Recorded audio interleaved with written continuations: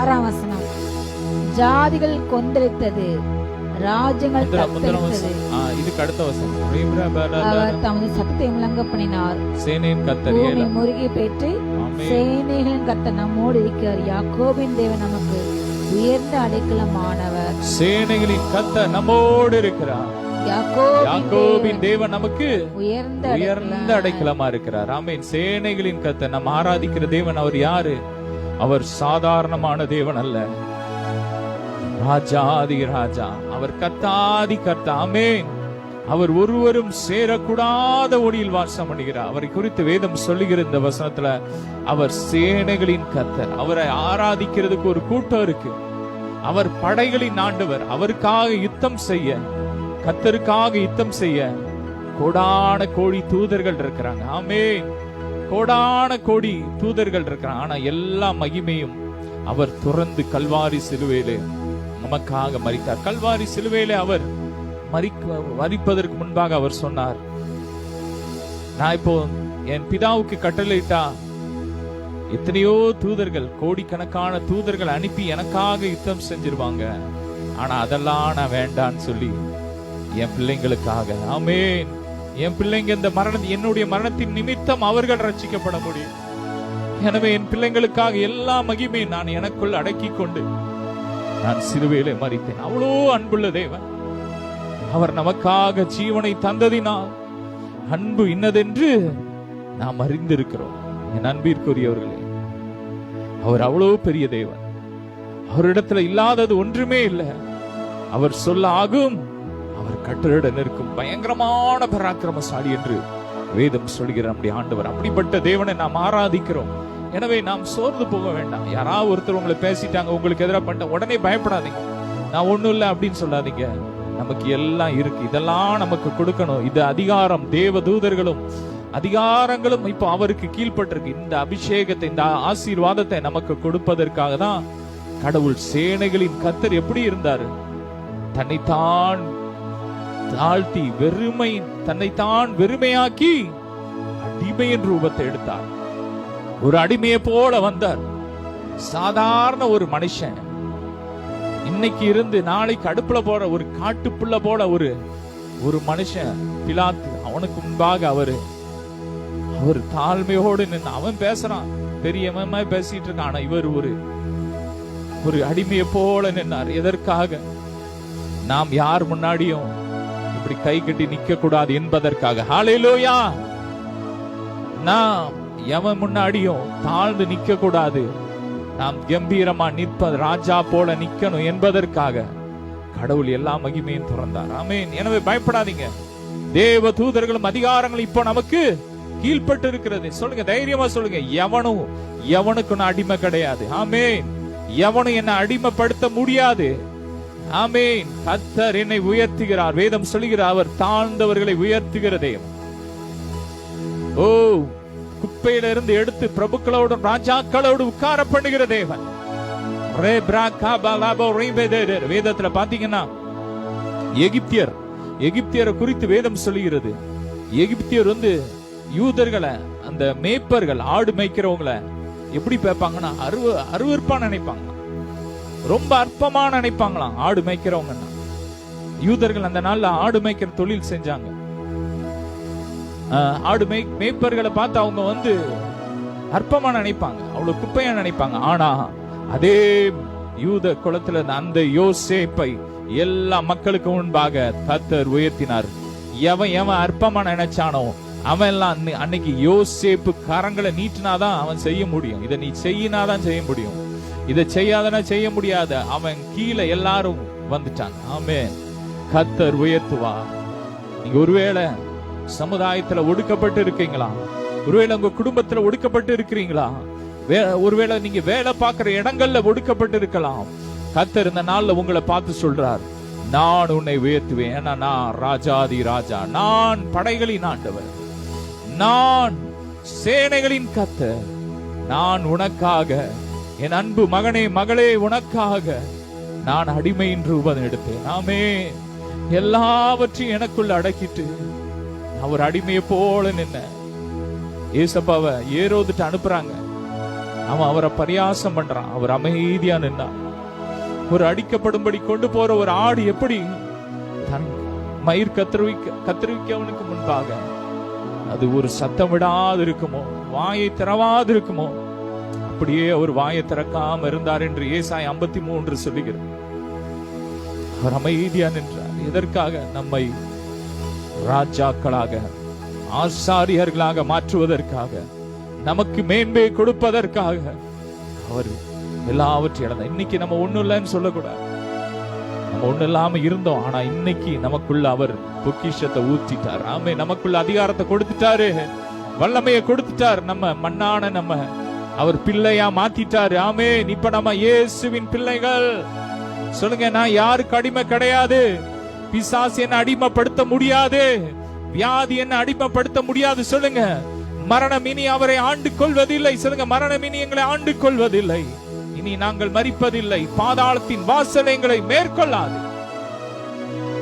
தேவ தூதர்களும் அதிகாரங்களும் எங்களுக்கு கீழ்பட்டு இருக்கிறது. நாங்கள் ஆளுகை செய்வோம். சொல்லுவோம், நாங்கள் ஆளுகை செய்வோம். நல்லா நேபாசேல அப்படியே பேசி ரிசீவ் பண்ணுங்க. அவர் சேனைகளின் கர்த்தர். வேதம் சொல்லி சேனைகளின் கர்த்தர் நம்மோடு இருக்கிறார். யாக்கோபின் தேவன் எப்படி இருக்கிறாராம்? நமக்கு உயர்ந்த அடைக்கலம், உயர்ந்த பாதுகாப்பு. ஆமென். அவர் நமக்கு உயர்ந்த ஹை பாதுகாப்பு. ஆமென். இருக்கிறதே பெரிய பாதுகாப்பு. ஆமென். இந்த பூமியிலே மட்டும் இல்ல, அண்ட சராசரங்களில் ஒரு பெரிய பாதுகாப்பு நமக்கு தேவன் கொடுத்திருக்கிறார். ஆமென். அமெரிக்கன் அதிபர் ட்ரம்புக்கு இருக்கிற பாதுகாப்பை விட நமக்கு அதிக பாதுகாப்பு தேவன் கொடுத்திருக்கிற உயர்ந்த அடைக்கலாம். ஒரு மேலான அதிகாரத்தை, ஒரு மேலான பாதுகாப்ப, செக்யூரிட்டியை தேவன் நமக்கு கொடுத்திருக்கிறார். ஆமேன். ஏன்னா நம்ம அவருடைய பிள்ளைகள். ஆமேன். நம்மை அவர் உள்ளங்கைகள்ல வரைந்து பாதுகாக்கிறார். அவரே பாதுகாத்து கொண்டு இருக்கிறார். ஆமேன். இப்படி எவ்வளவு பாக்கியம். கடவுள் நம்மள அவருடைய கரங்களை வரைந்து வைத்து நம்மளை பார்த்துக்கிட்டே இருக்கிறார். என் பிள்ளை எங்க போறான், என் பிள்ளை எங்க போறான், என்ன ஆபத்து வருது, நான் எப்படி பாதுகாக்கணும்னு சொல்லி அவர் கரங்களை வச்சு பாதுகாத்துட்டே இருக்கிறார். ஆமென். ஆமென். மார்போடு அணைப்பாரே, மனக்கவலை தீர்ப்பாரே. மார்போடு அணைப்பாரே, மனக்கவலை தீர்ப்பாரே.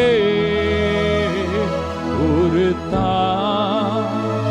ஏற்றுவது போல் என் நேச தேற்றுவார். ரெண்டு கரங்களை உயர்த்தி ஹல்லேலூயா, ஹல்லேலூயா, ஹல்லேலூயா, ஹல்லேலூயா.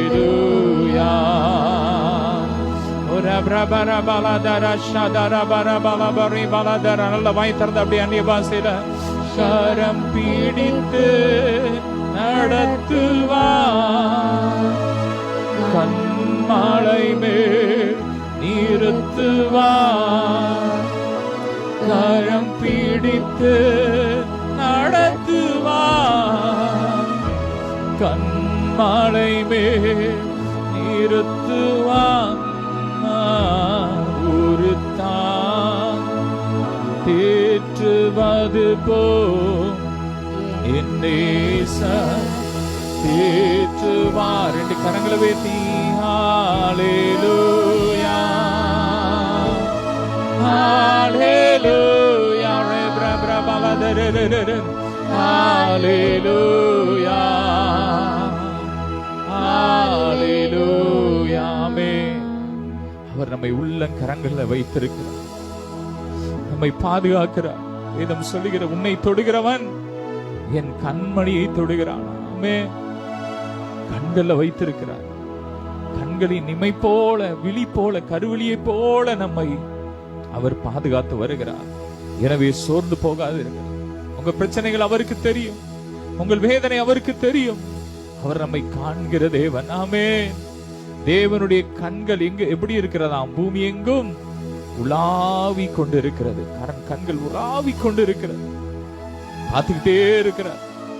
என் பிள்ளை எப்ப நான் உயர்த்தணும், எப்ப என் பிள்ளைக்கு நான் ஆயத்தம் பண்ணி வச்சிருக்கிற கல்வாரி சிலுவையில ரத்தம் சிந்தி வைத்து ஆயத்தம் பண்ணி வச்சிருக்கிற அந்த வீட்டை நான் என் பிள்ளைக்கு எப்ப கொடுக்கணும், என் பிள்ளைக்கு எப்ப நான் திருமண வாழ்க்கையை கொடுக்கணும், ஏற்ற துணையை கொடுக்கணும்னு சொல்லி அவர் கண்கள் உலாவி கொண்டு இருக்கிறார். அவர் உங்கள் மேல் நோக்கமா இருக்கிறார். வேதம் சொல்லுகிறது, அவர் நம்முடைய பட்சத்திலிருந்து நம்மை கண்ணோக்குகிறார். ஆமென். அவர் நம்முடைய பக்கத்திலிருந்து நமக்கு பட்சமா இருக்கிறார். ஆமென். உங்களை தூசிக்கிற, உங்களை வேதனைப்படுத்துகிற, உங்களை காயப்படுத்துகிற மனுஷர்கள் நடுவில் அவர் உங்களுக்கு பட்சமா இருக்கிறார், ஃபேவரா இருக்கிறார், ஆதரவா இருக்கிறார், உங்கள் துணையாளரா இருக்கிறார். ஆமென். நல்லா துதிங்க. எனக்கு ஒரு நேசருண்டு, அவர்தான் இயேசு ராஜா. எனக்கு ஒரு புகலிடம் உண்டு, அவர்தான் இயேசு ராஜா. எனக்கு ஒரு நேசர், எனக்கு ஒரு நேசர் உண்டு, அவர்தான் இயேசு ராஜா. எனக்கு ஒரு புகலிடம் உண்டு, அவர்தான் இயேசு ராஜா. அவர் நல்லவர், அவர் நல்லவர், சர்வ வல்லவர், அன்பு நிறைந்தவர். மீண்டும் சொல்லுமா, அவர் நல்லவர், சர்வ வல்லவர், அன்பு நிறைந்த. அவர் எப்படிப்பட்ட தேவன் சொல்லுமா?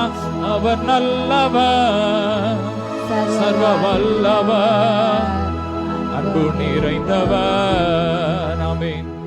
அவர் அன்புள்ள தகப்பன், ஒரு இரக்கத்தில் ஐஸ்வர்யமுள்ள தகப்பன் நமக்கு இருக்கிறார். மன்னிப்பதில் தயை பெருத்த தேவன் அவர் இருக்கிறார். ஃபாதர் சொல்றார், அவர் மன்னிப்பதில் எப்படிப்பட்டவரா? அவர் வல்லர், கொடை வல்லலாம். ஆமென். ஒரு ராஜாவை குறித்து சிபி சக்கரவர்த்தி நினைக்கிறேன், அவர் ஒரு பறவை வரட்டி, ஒரு கல்ல நினைக்கிறேன், ஒரு கழுகு ஒரு புறாவை வரட்டிட்டு வருது. அப்போ அன்னைக்கு அவர்கிட்ட அடைக்கலமா வந்துட்டான். அப்போ அது சொல்லுது, இதை நான் சாப்பிடணும், எனக்கு கொடுன்னு சொல்லும் போது, நான் அதை தரமாட்டேன், ஆமே நீ வேணா என்னுடைய சதையை சாப்பிடு அப்படின்னு சொல்லி அவருடைய தொடையில இருந்து சதையை எடுத்து கொடுத்தாராம். வல்லல். ஆமேன். கொடை வல்லல். இதுதான் உண்மையான கொடைவல். தன் சகோதரனுக்காக ஜீவனை கொடுக்கிற அன்பிலும் வேற அன்பு, வேற ஒரு அன்பு இல்ல. நம்ம ஆண்டவர் அதை தான் கொடுத்தார். என் மாம்சத்தை புசி, என் ரத்தத்தை பானம் பண்ணுங்கள். என் மாம்சத்தை புசித்து என் ரத்தத்தை பானம் பண்ணுகிறவனுக்கு நித்திய ஜீவன் உண்டு. அவன் என்றென்றைக்கு உயிரோடு இருப்பான். அவன் ஒரு நாள் மரணத்தை ருசி பார்ப்பதில்லை என்று சொல்லி தன்னுடைய மாம்சத்தை ஏற்பித்து நமக்காக கொடுத்தார். இதுதான் நம்முடைய ஆண்டவருடைய அன்பு. அவர் கொடை வல்லலாமே. அவர் நல்லவர். சொல்லுமா, சர்வ வல்லவர், அன்பு நிறைந்தவர். அவர் நல்லவர், சர்வ வல்லவர், அன்பு நிறைந்தவர். எனக்கு ஒரு நேசர் உண்டு, அவர்தான் இயேசு ராஜா. எனக்கு ஒரு புகலிடம் உண்டு, அவர்தான் இயேசு ராஜா. நமக்கு ஒரு புகலிடம் உண்டு, நமக்கு ஒரு அடைக்கலம் உண்டு. வேதம் சொல்லுகிற தேவன் நமக்கு அடைக்கலமும் பலனும் ஆபத்து காலத்திலே அனுகூலமான துணையுமா இருக்கிறார். நமக்கு ஒரு அடைக்கலம் உண்டு, நமக்கு ஒரு பாதுகாப்பு உண்டு. அது இயேசுவின் ரத்தமாமே. இயேசப்பாவுடைய செட்டை, அவருடைய செட்டையின் கீழே தான் நமக்கு பாதுகாப்பு உண்டு. 91ஆம் சங்கீதம் முழுசும் பாருங்க.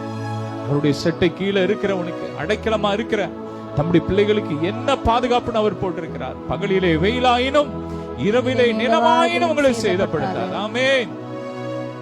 வாதை உன் கூடாரத்தை அணுகாது. அணுகாது. ஆமென். பொல்லாப்பு உனக்கு ஆமென். நேரிடாது. சிங்கத்தின் மேலும் விரியன் பாம்பின் மேலும் நீ நடந்து பால சிங்கத்தை வலு சர்ப்பத்தை விடுத்து போடு. ஒரு பால சிங்கம் அது எவ்வளவு ஸ்ட்ராங்கா இருக்கும், ஒரு வாலிப சிங்கம் எவ்வளவு ஸ்ட்ராங்கா இருக்கும், அவ்வளவு பெரிய ஸ்ட்ராங்கான அந்த சிங்கத்தை நீ மிதிச்சு போட்டுருவேன். ஆமென் சொல்லுங்க. நான் சிங்கத்தை மிதிப்பேன், சிங்கத்தை மிதிப்போம். நான் பாம்பை மிதிப்பேன். கர்த்தருடைய பாதுகாப்பு, கர்த்தருடைய வல்லமை எனக்குள்ள இருக்கு. நான் செட்டையில இருக்கேன், ஏசப்பாவுடைய செட்டை கீழே இருக்கேன். ஆமென். சிங்கத்தின் மேலும் பாம்பின் மேலும் நடந்து செல்லவே. சொல்லுங்க. சிங்கத்தின் மேலும் பாம்பின் மேலும் நடந்து செல்லவே. சாத்தானின் சகல வலிமையை வெல்ல அதிகாரம் எனக்குண்டு. நன்றி. சாத்தானின் சகல வலிமையை வெல்ல அதிகாரம் எனக்குண்டு. ஹல்லேலூயா, ஹல்லேலூயா. ஆனந்தமே சொல்லுமா. ஹல்லேலூயா, ஆனந்தமே. ஹல்லேலூயா, ஆனந்தமே. ஹல்லேலூயா, ஆனந்தமே. உம்மை துதிப்பேன், துதிப்பேன், துதித்துக் கொண்டே இருப்பேன். நல்ல கரங்களை தட்டி உம்மை துதிப்பேன், துதிப்பேன், துதித்துக் கொண்டே இருப்பேன். ஆமென். அவருடைய சட்டையின் கீழே நமக்கு பாதுகாப்பு, அவருடைய சட்டையின் கீழே நமக்கு ஆறுதல். ஆமென்.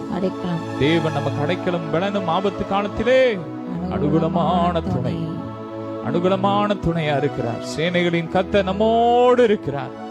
யாக்கோபின் தேவன் நமக்கு உயர்ந்த அடைக்கலமா இருக்கிறார். அந்த மழை காலங்கள்ல ஒருவேளை பயந்து போயிருக்கிறீங்களா? ஒருவேளை வெள்ளம் வருமோ, இந்த மழை நேரங்கள்ல வியாதி வருமோன்னு பயந்துட்டு இருக்கிறீங்களா? ஆண்டவர் உங்களை பார்த்து சொல்றார், வாதை உன் கூடாரத்தை அணுகாது, பொல்லாப்பு உனக்கு நேரிடாது. ஏன்னா நீ உயர்ந்த பாதுகாப்புல இருக்கிற. ஆமென். இயேசுவின் ரத்தத்துல இருக்கிற, இயேசுவின் ரத்தத்துல இருக்கிற. ஆமென் சொல்லுங்க. இயேசுவின் ரத்தம் சொல்லிக்கிட்டே இருங்க.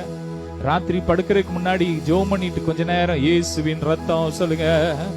இயேசுவின் ரத்தம் சொல்லுங்க. இப்போ சொல்லுங்க. இயேசுவின் ரத்தம், இயேசுவின் ரத்தம். ஆமென். இயேசுவின் ரத்தம் ஜெயம். அப்படி இயேசுவின் ரத்தத்தை சொல்லுங்க. இயேசுவின் ரத்தம் ஜெயம்.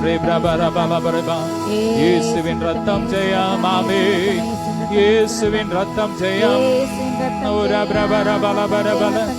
நமக்காய் பரிந்து பேசும் ரத்தம் ஜெயம்.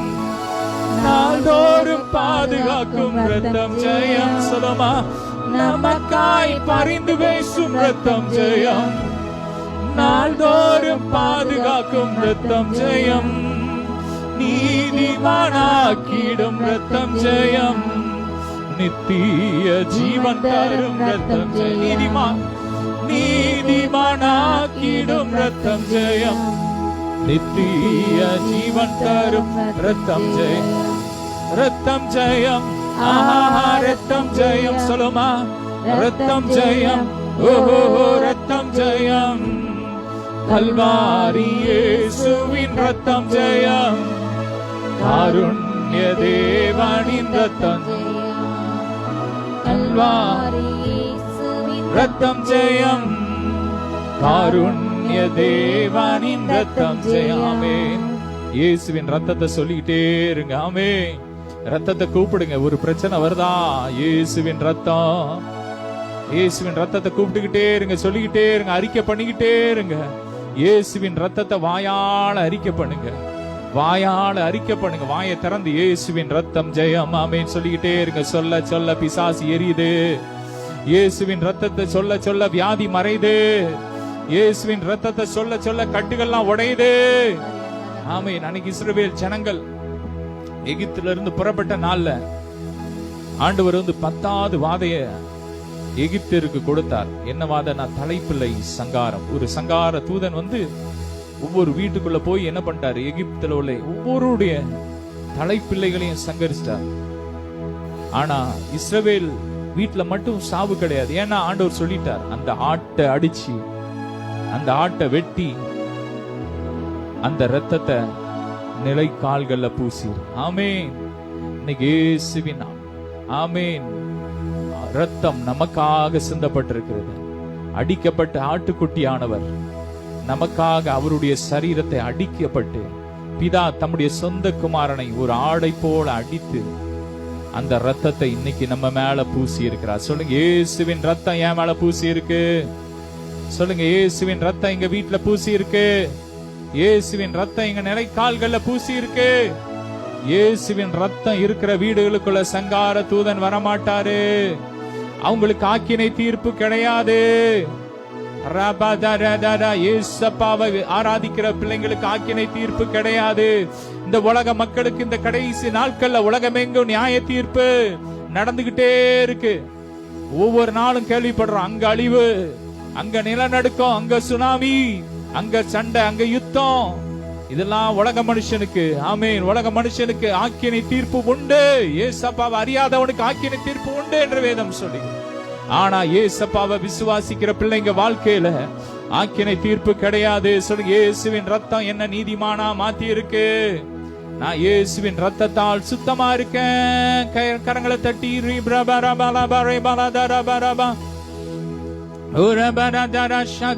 சேனைகளின் கர்த்தர் நம்மோடு இருக்கிறார். யாக்கோபின் தேவன் நமக்கு உயர்ந்த அடைக்கலமா இருக்கு. அடுத்த வசனம் வாசிக்கலாம். பூமியிலே பால் கடிப்புகளை நடப்பிக்கிற, பூமியிலே பால் கடிப்புகளை நடப்பிக்கிற கர்த்தருடைய செய்கைகளை வந்து பாருங்கள். கர்த்தருடைய செய்கைகளை வந்து பாருங்கள். வந்து பாருங்க. Come and see. ஆண்டவர் எப்படிப்பட்ட தேவன். இந்த பூமியிலே பால் கடிப்பு. பால் கடிப்பு என்றால் பாழாக்குறது.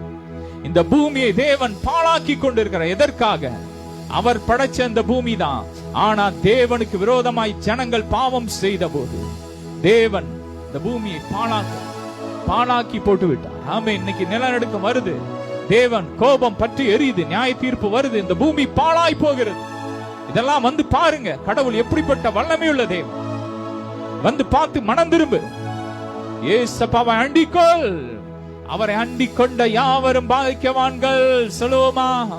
இயேசு கிறிஸ்துவை அண்டிக் கொண்ட யாவரும் பாக்கியவான்கள். இந்த உலகத்துக்கு நியாய தீர்ப்பு, நமக்கு இளைப்பாறுதல். சொல்லுங்க, இந்த உலகத்துக்கு ஆக்கினை தீர்ப்பு. ஆனா பிள்ளைங்களுக்கு ஆக்கினை தீர்ப்பு கிடையாது. பாலும் தேனும் ஓடுகிற கானான். ஹல்லேலூயா.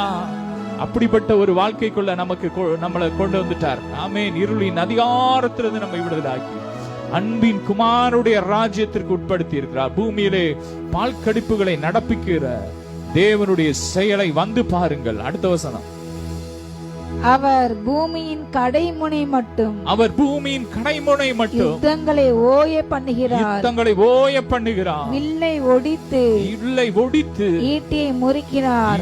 ஈட்டியை முறிக்கிறார். ரதங்களை நெருப்பினால் சுட்டரிக்கிறார். ஆமென். நம்முடைய ஆண்டவர் பூமியின் கடைசி வரைக்கும் யுத்தங்களை ஓய பண்ணுகிற தேவன். ஆமென். இன்னைக்கு நம்ம ஜெபிச்சோம்னா ஆமென், ரஷ்யால சமாதானம் உண்டு வரும். கர்த்தர் யுத்தத்தை ஓய பண்ண வல்லவர். ஆமென். சொல்லுங்க. ஆமென். ரேப்ராபாலா பாகிஸ்தான் இந்தியாவுக்கு இடையே சமாதானம் பண்ண தேவன் வல்லவர். இஸ்ரேல் பாலஸ்தீன் இடையில தேவன் யுத்தத்தை நிப்பாட்ட என் தேவன் வல்லவர். அவரை நோக்கி கூப்பிடுங்க. யுத்தங்களை தடுத்து ஓய பண்ணுகிறார். சொல்லுமா? யுத்தங்களை தடுத்து ஓய பண்ணுகிறார். ஈட்டியை முறிக்கிறார். வில்லை ஒழிக்கிறார். ஈட்டியை முறிக்கிறார். வில்லை ஒழிக்கிறார். தேவன் நமது அடைக்கலமும் பலனுமானார். ஆபத்து காலத்தில் கூட இருக்கும் துணையுமானார். சொல்லுமா? தேவன் நமக்கு அடைக்கலமும் பலனுமானார். ஆபத்து காலத்தில் கூட இருக்கும் துணையுமான. ஆமென். தேவன் நமக்கு அடைக்கலம் பலனும் ஆபத்து காலத்திலே அனுகூலமான துணை. அவர் ஈட்டியை முறிக்கிறார். ரதங்களை நெருப்பினால் சுட்டரிக்கிறார். ஆமென். உங்களுக்கு எதிரான ஆயுதங்கள் அது வாய்க்காதே போகும். உங்களுக்கு எதிராக பண்ணுகிற அந்த பில்லி சூனிய ஏவல் ஆவிகளை கர்த்தர் தம்முடைய அக்கினியினால் சுட்டரிக்கிறார். சொல்லுங்க, எனக்கு எதிரான ஆயுதங்களை தேவன் சுட்டரிக்கிறார். நெருப்பினால் சுட்டரிக்கிறார். அது என்னை அணுகாதே. வியாதியை சுட்டரிக்கிறார்.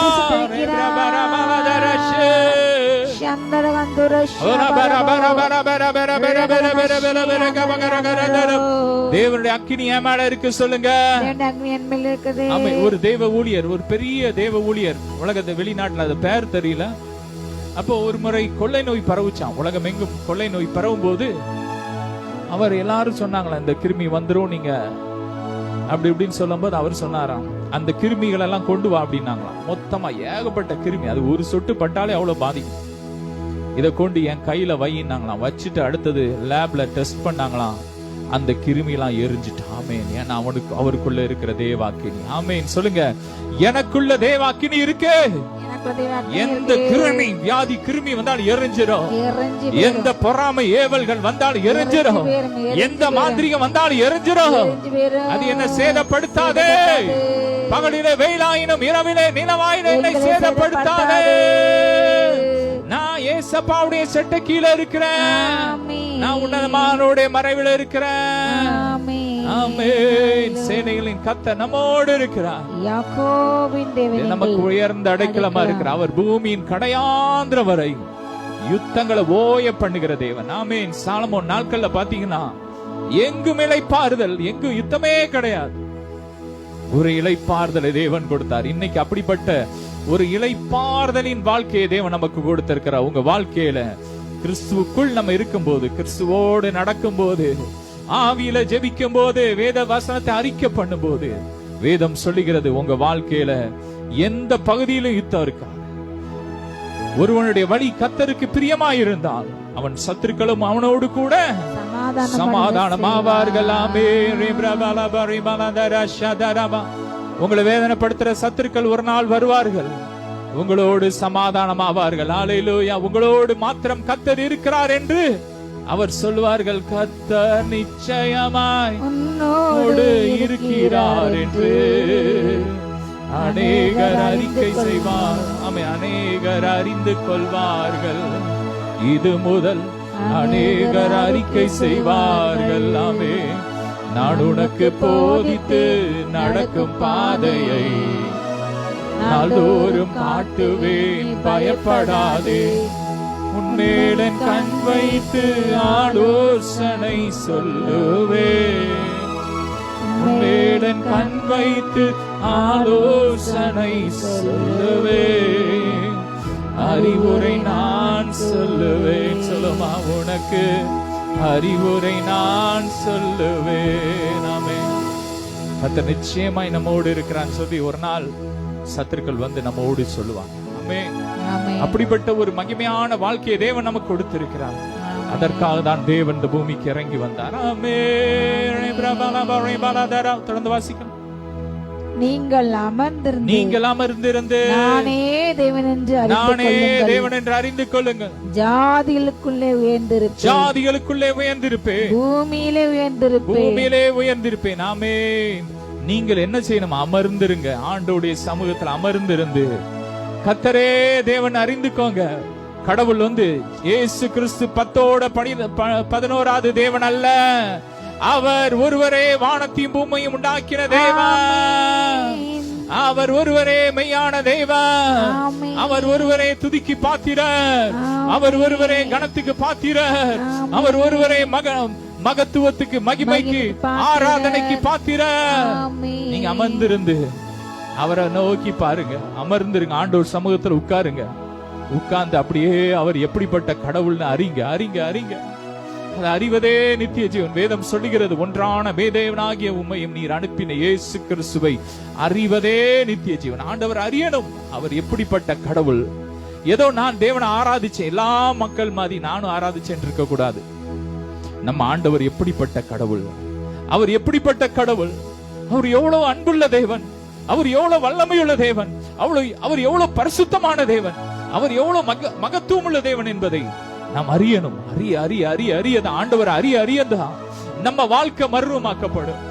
நம்முடைய வாழ்க்கை மகிமையின் மேல் மகிமை அடைந்து மர்வமாக்கப்படும். ஒவ்வொரு நாளும் நாம் மர்வமாக்கப்படணும்னா இன்னைக்கு நம்ம அறியணும். அவர் அறியணும். அவர் எப்படிப்பட்ட கடவுள்னு அறியணும். இன்னைக்கு அநேகர் நம்முடைய ஆண்டவருடைய அன்பை அறியல. அவர் பிள்ளைகளுக்கு எப்படிப்பட்ட தேவன் என்பதை அறியாதனாலதான் இன்னைக்கு நிறைய பேர் என்ன பண்றான். இன்னைக்கு உலகத்துல பாத்தீங்கன்னா, விக்கிரகங்களை பாத்தீங்கன்னா, அது கையில ஒரு அருவாளோட இருக்கும், கண்ணை உருட்டி பயங்கரமா இருக்கும். இன்னைக்கு கடவுள் அப்படிதான் வெளிப்படுத்துறான். இன்னைக்கு சபையில வந்து நின்னுட்டு கடவுள் உன்னை அப்படி பண்ணுவார், உன்னை அடிப்பார், கொல்லுவார்னு சொல்லி ஏன் பேசுறான்னா, ஆண்டவர் அறியல, ஆண்டோட அன்பு அறியல. அவரோட உறவுல இருக்கிறவன் தான் அவர் அறிய முடியும். ஆமென். அவர் அறியும் போதுதான் நம்ம அவரை உண்மையா வெளிப்படுத்த முடியும். எனவே அவரோடு உறவாடணும். சும்மா வந்துட்டு இஷ்டத்துக்கு 4 செய்தியை கேட்டுட்டு வந்துட்டு பேசுறது அது மகிமைப்படுத்தாது. ஆண்டவர் அறியணும். ஆண்டோடைய சமூகத்துல உட்கார்ந்து நம்ம அவரோடு உறவாடதான் ஒரு அன்பான ஒரு தகப்பனுடைய அன்பு நம்ம இருதயத்துல வெளிப்படும். ஆமென். வேதம் சொல்லுகிறது, பொல்லாதவர்களாகிய நீங்களே உங்கள் பிள்ளைகளுக்கு நல்ல ஈவுகளை கொடுக்க அறிந்திருக்கும் போது உங்கள் பரமபிதா உங்கள் பிள்ளைகளுக்கு நன்மையான ஈவுகளை கொடுப்பது அதிக நிச்சயம். ஆமென். பொல்லாத மனுஷர்களே தம் பிள்ளைங்களுக்கு நல்ல ஈவுகளை கொடுக்க அறிந்திருக்கிறார். காலம் சென்ற மதிப்புக்குரிய டிஜிஎஸ் தினகரன் அங்கிள், அவங்க சின்ன வயசுல இருக்கும்போது, அவங்க ஒரு 5 வயசு குழந்தையா இருக்கும்போது, அவருடைய தகப்பனார் அவர்கள் ஒரு ஆசிரியரா இருந்தாங்களாம். அவங்க ஸ்கூல்ல இருந்து சாயங்காலம் வரும்போது டிஜிஎஸ் தினகரன் அவர்கள் அங்கிள் வந்து சின்ன வயசுல அவங்க என்ன பண்ணுவாங்கன்னா, அந்த சகதியில அந்த சேற்றுல அவங்க விளையாண்டுட்டு இருப்பாங்களாம். அப்படியே உருண்டு அழுக்கா இருப்பாங்களாம். ஆனா அவங்க அப்பா எதிரில் வரும்போது ஓடி வந்து என்ன பண்ணுவாராம், இவர் அவங்க அப்பாவை கட்டி பிடிச்சு முத்தம் கொடுத்துறான். அவரும் அப்பாவும் அப்படியே கட்டி பிடிச்சு முத்தம் கொடுப்பாராம். அவர் உடம்புல இருக்கிற அந்த சேர்லாம், அவங்க அப்பா ட்ரெஸ் ஒயிட் அண்ட் ஒயிட் போட்டிருப்பாங்களாம், அவ்வளவு பியூரா போட்டிருப்பாங்களா. ஆனா எல்லாம் அழுக்காயிருமா. ஆனாலும் அவர் மேல கோவப்படாம பிள்ளைய கட்டி பிடிச்சு அவங்க வீட்டுக்கு வந்து அப்படியே அவங்கள குளிப்பாட்டி அவங்கள அப்படியே நல்லா ட்ரெஸ் பண்ணி நல்லா அழகாக்கிடுவாங்க. இதுதான் ஒரு பொல்லாத மனுஷன். வேதம் சொல்லுகிறது, பொல்லாதவர்களாகிய நீங்களே உங்கள் பிள்ளைகளுக்கு நல்ல ஈவுகளை கொடுக்க அறிந்திருக்கும் போது நமக்காக ஜீவனை கொடுத்த அன்பு தகப்பன் நமக்கு அதிகம் செய்வார் என்று வேதம் சொல்லுகிறது. நன்மையானதை தருவார் என்று வேதம் சொல்லுகிறது. தம்முடைய ஆவியை நமக்காக கொடுப்பார் என்று வேதம் சொல்லுகிறது. நீ சொல்றாங்க, ஆண்டவர்கிட்ட வந்துட்டியா, நீ மனம் திரும்பிட்டு வா, இல்ல ஆண்டவர் அடிச்சிருவாரு. ஆனா அப்படி கிடையாது. ஒரு மனுஷனை என்ன பண்றார், தம் பிள்ளைய அவர்கிட்ட வந்த பிறகு அவர் கழுவி புதுசு. அதே போலதான் அப்பாட்ட வரும்போதெல்லாம் அவர் உங்க பாவத்தை பார்க்க மாட்டாரு. நீ அவருடைய பிள்ளை, என் பிள்ளை, இது என் பிள்ளை, இது என் மகன், என் மகள், இவளுக்காக நான் ரத்தம் சிந்தி இருக்கிறேன் என்று சொல்லி முதலாவது உடனே அவர் என்ன பண்ணுவாரு, கட்டி பிடிச்சி முத்தம் கொடுத்துட்டு அப்புறம் தான் உங்களை என்ன பண்ணுவாரு, கழுவி அவருடைய ரத்தத்தால கழுவி சுத்திகரி. வந்த உடனே கம்பு எடுத்து டம்பு டம்முன்னு அடிக்கிற ஆண்டவர் நம்முடைய ஆண்டவர் கிடையாது. ஆமே. இளையகுமாரன் வர்றான், அவர் வந்த உடனே, ஏய் நீ இப்படி பண்ணிட்ட, உன்னை நான் அடிப்பேன் வெட்டுவேன், அவர் அருவாளோட நிக்கல, அணைக்கும் கரங்களோடு நின்னார். ஆமென். அணைக்கும் கரங்களிலே பாடுமா ஆணிகளா சுவாமி, அணைக்கும் கரங்களிலே ஆணிகளா சுவாமி, நினைத்து பார்க்கையிலே என் உள்ளம் உருகுதையா. இதுதான் நம்ம அப்பாவுடைய அன்பு. ஆமென். அவருடைய காயங்களை பார்க்கிறார். நம்மளை பார்க்கும் போதெல்லாம் தன்னுடைய காயத்தை பார்க்கிறார். என் பிள்ளைக்காக நான் ரத்தம் சிந்தி இருக்கிறேன். நீங்க ஆண்டோடைய சமூகத்துக்கு வரும்போது எந்த சூழ்நிலையில வந்தாலும் அவர் உங்களை அள்ளி அணைச்சி அவருடைய ரத்தத்தால கழுவி உங்களை புதிய சிருஷ்டியா மாத்துறாரு. ஆமென். எனவே கவலைப்படாங்க, தைரியமா வாங்க. ஆண்டோடைய சமூகத்துக்கு எப்படி வரணுமா, அவருடைய ரத்தத்தால நம்ம எப்படி வரணுமா, தைரியமா வரணுமா. பயந்து போய் ஐயோ அப்பா அடிச்சிருவாரோ அப்படின்னு சொல்லி இன்னைக்கு நிறைய பேர் போயிட்டான், ஆண்டவரை விட்டு ஓடிட்டான். ஆனா ஆண்டவரோட உறவுல இருக்கிறவன் தான் அப்பாவுடைய உள்ளத்தை அறிய முடியும். உள்ளத்தை அறிஞ்சு பேசுறவன் தான் ஆண்டவருக்காக ஆத்துமா ஆதாயம் பண்ண முடியும். எல்லாரும் பண்ணலாம், ஆத்துமா ஆதாயம் பண்ணலாம். ஆனா அந்த ஆத்துமாவை பரலோகத்துக்கு கொண்டு போகணும்னா அவர் அவருடைய அன்பை பேசணும். ஆமென். டிஜிஎஸ் தினகரன் அங்கிள் தேவனுடைய அன்பை பேசுவாங்க. அவர் மூலமா எத்தனையோ கோடி ஜனங்கள் இன்னைக்கு ரட்சிக்கப்பட்டு ஊழியக்காரனா இருக்காங்க. ஒரு கூட்டம் அவரை எவ்வளவு கேவலமா பேசினாலும் மறுபுறம் அவர்கள் மூலமாய் ஏராளமான ஆத்துமாக்கள், ஏராளமான புறஜாதி மக்கள் ரட்சிக்கப்பட்டு இன்னைக்கு ஊழியத்துல இருக்கிறாங்க. மதிப்புக்குரிய எத்தனையோ மதிப்புக்குரிய மவுன்ஸ் அங்கிள் கூட அவங்க ஊழியத்துல இருந்தவங்க தான். ஆலன் பாலன் எல்லாம் நிறைய பேர் அவங்க ஊழியத்துல இருந்தவங்க. அவங்க மூலமா ரட்சிக்கப்பட்ட எத்தனையோ தேவ பிள்ளைகள் இன்னைக்கு ஊழியக்காரங்களா இருக்கிறாங்க. பெரிய பெரிய ஊழியக்காரங்களா இருக்காங்க. ஏன்னா அவர் தேவனோடு உறவாடுகிற ஒரு மனுஷன். 6 மணி நேரம் இரவெல்லாம் ஜெபிப்பாங்க, ஆண்டவரோட உறவாடுவாங்க. ஒரு தேவனோடு உறவாடுறவன் தான் அவருடைய ரகசியங்கள், அவருடைய இருதயத்தை அறிய முடியும். ஆமென். ஆண்டவருடைய பிரசன்னத்துல இருக்கிறவங்க ஆண்டவருடைய அன்பதான் பேசிக்கிட்டே இருப்பாங்க. ஆனா சிலவன் கடுகடுன்னு எப்பவும் இருக்கானா, அவனுக்கும் தேவனுக்கும் சம்பந்தமே கிடையாது. அவனுக்கும் தேவனுக்கும் சம்பந்தம் இருக்கவே முடியாது. ஃபாதர் ஆண்டவரோடு உறவாடுறாரு, எப்பவும் அவருடைய அன்பை பத்தி சொல்லிக்கிட்டே இருப்பார். பாடும்போதெல்லாம் ஒர்ஷிப் பண்ணும்போதெல்லாம் அப்படியே பரலோகமே இறங்கி வர்ற மாதிரி இருக்கும். ஏன்னா அவரோட உறவுல இருக்கிறார். எனவே நீங்கள் அமர்ந்திருந்து நானே தேவன் என்று அறியுங்கள். அவரை அறியுங்க, அவரே தேவன் என்பதை அறியுங்கள். என்னை கேட்டுக்கொண்டிருக்கிற யாரா இருந்தாலும் சரி, நீங்க எந்த மதமா இருந்தாலும் நீங்க அறிந்து கொள்ளுங்க. ஏசப்பாவை எடுத்து நீங்க அறிங்க. வசனத்தை எடுத்து ஏசப்பாவை குறித்து வாசிங்க. இன்னும் நீங்க உங்க உலக புராணங்களை எடுத்து வாசிங்க. யார் உண்மையான கடவுள் என்பதை அறிந்து கொள்ளுங்கள். நீங்க அறியும் போது அது உங்க வாழ்க்கையில நித்திய ஜீவனா இருக்கும். பூமியிலே உயர்ந்திருப்பேன், ஜாதிகளுக்குள்ள உயர்ந்திருப்பேன். கடைசி அந்த வசனத்தை வாசித்து முடிக்கலாம். சேனைகளின் கர்த்தர் நம்மோடு இருக்கிறார், யாக்கோபின் தேவன் நமக்கு உயர்ந்த அடைக்கலமா இருக்கிறாமே. அமர்ந்து இருந்து அவரே தேவன் என்று அறிவோம். அமர்ந்திருந்து அவரே தேவன் என்று அறிவோம். உயர்ந்தவர் பெரியவர், உலகை ஆள்பவர். உயர்ந்தவர் பெரியவர், உலகை ஆள்பவர். தேவன் நமக்கு அடைக்கலமும் பலனுமானா, ஆபத்து காலத்தில் கூட இருக்கும் துணையுமானா. தேவன் நமது அடைக்கலமும் பலனுமானா, ஆபத்து காலத்தில் கூட இருக்கும் துணையுமானார். அப்பா, நீர் எங்கள் துணையா இருக்கிறீங்கப்பா, நீர் எங்கள் கேடகமா இருக்கிறீங்கப்பா. சொல்லுங்க, நீங்க எங்க கோட்டையா இருக்கிறீங்க, நீங்க எங்க மன்னிக்கிற தேவனா இருக்கிறீங்கப்பா. நீங்க எங்க பாவத்தை பாக்குற தேவன் அல்ல, நீங்க பிள்ளைன்னு பாக்குறீங்க. அவர் பாவத்தை பாராத சுத்த கண்ணனாமே. அவர் நம்மகிட்ட வரம்பு அன்னைக்கு கையும் மெய்யுமா பிடிக்கப்பட்டு விபச்சாரத்துல பிடிக்கப்பட்ட ஸ்திரீய ஒரு ஆபிரகாமின் குமாரத்தியா நீங்க பாத்தீங்கப்பா. உலகம் அவரை பாவியா பாத்துச்சு, நீங்க பிள்ளையா பாத்தீங்க. அதனால அந்த விபச்சார ஸ்ரீ ரட்சிக்கப்பட்டாள். ஆமே. இல்லன்னா அன்னைக்கே அவ வாழ்க்கை முடிஞ்சிருக்கும். டாடி, நீங்க எவ்வளவு அன்பு உள்ளவர்.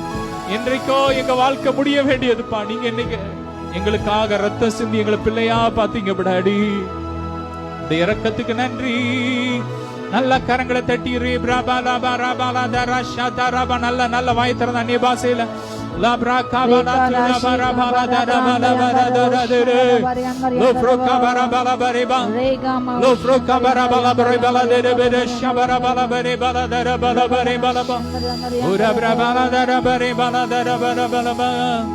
கண்மணி போல் என்னை காப்பவரே, உள்ளங்கையில் பொதிந்தென்னை அணைப்பவரே. கண்மணி போல் என்னை காப்பவரே. சொல்லுமா, உள்ளங்கையில் பொறிந்தென்னை நினைப்பவரே.